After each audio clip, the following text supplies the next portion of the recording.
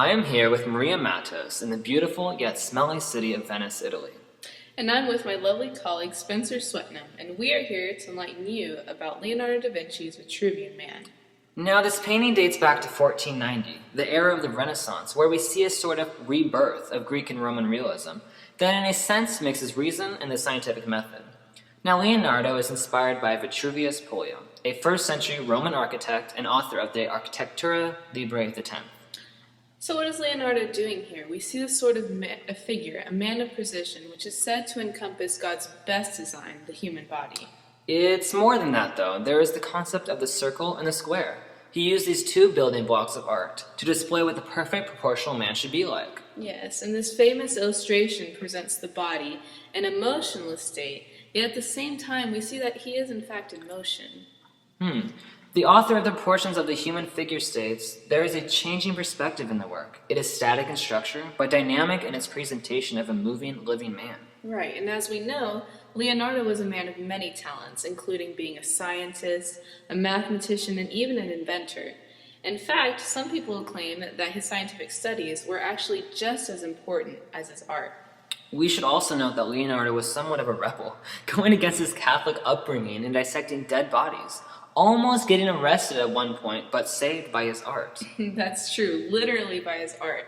The fact that he was dissecting corpses to gain knowledge of the anatomy of the human body allowed him to escape from being bound in a prison cell. So overall, what is Leonardo trying to convey with this Vitruvian Man? Well, since the Renaissance was an age of reason and scientific method, as you had mentioned earlier, math was in a way the language of the universe. And by Leonardo's use of architecture in the Vitruvian Man, we can see how architecture, along with math and the universe, are all in harmony with each other. The Vitruvian Man's importance lies in the clear reflection of the ideas of its time. We are back in the States in the Museum of Modern Art in the Big Apple looking at Vincent van Gogh's The Starry Night. Yes, this is one of the most well-known images in modern culture, as well as being one of the most replicated and sought-after prints. Van Gogh, as we know, was a post-impressionist. Now, post-impressionists were known for integrating feeling and personality into their paintings. They loved collapsed 3D space and expressive quality, form, and line. This is true. In this painting, we see pronounced brushstrokes. They have a sort of curvilinear motion that keeps the eyes moving, and there's practically a sense of mysticality that we see here. Yeah, now I want to take the time to express the symbolism that Van Gogh has portrayed throughout this painting. It is important to know that a popular theory during Van Gogh's life is that after death, people journeyed to a star, where they continued their lives. In fact, Marilyn Stockstad says in her book that Van Gogh wrote, "Just as we take the train to get to Tarascon or ruin, we take death to reach a star." It's very interesting. Now also, we see a cypress tree, which happens to be known to symbolize death. It is almost like Van Gogh put this tree in the foreground of his painting for a specific reason. What is that reason?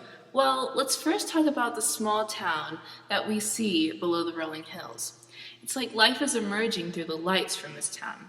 There's a sense of peace and quaintness that helps us remember our own warm childhood years, thinking of what lies beyond this dark, starry night. That's so interesting. In the center of his painting and of the town, there's also a church steeple, which creates a sense of stability. So if we go back to the cypress tree, we remember that it ultimately symbolizes death, whereas the city represents a sort of life. In a way, this picture contradicts itself. There is a battle created between life and death. I see what you're saying here. In fact, he actually paints most of his paintings in an insane asylum, just looking out a window. According to Marilyn Stockstad, he recorded his heightened emotional state in paintings that contributed significantly to the emergence of the expressionistic tradition, in which the intensity of an artist's feelings overrides fidelity to the actual appearance of things. And to think that this painting was done in 1889, only 1 year before his death. Now, Van Gogh produced 900 paintings and 1,100 works on paper, averaging one painting a day, which was all done in a matter of 10 years. Wow. But what was he trying to convey or achieve with his art? I believe it was to get an idea and revolution out of his mind into the rest of the world. The death of Van Gogh is actually quite tragic. He had actually ended up killing himself, which doesn't seem to be as surprising as you think it would be. I mean, his paintings were reflected upon this idea of death. Life was important to him, yet death gave him the opportunity to live eternally among the stars.